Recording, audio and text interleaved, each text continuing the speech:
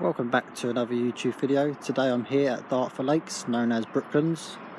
I thought I'd come down for the day, do a day session while the weather's nice. So I've got the rods out.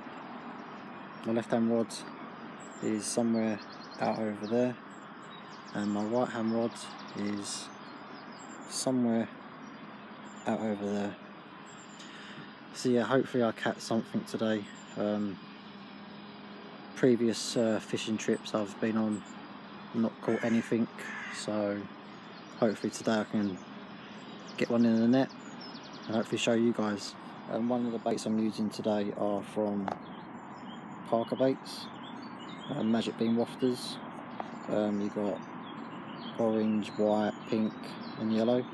On my rig I'm using the pink ones, a little bit of sweet corn and a size 4 hook, and then I've got a 2 ounce pear shaped weight, and then obviously you've got some tubing. So yeah, I'm going to get that cast out in a minute. I did have a bite on the right hand rods, so there is fish around, so hopefully I can bag one in the net and show you guys. This is the view I've got of the lake here at Dartford. It goes right up there and then round the back, and then you've got another lake just behind the footpath that runs through the middle of both lakes.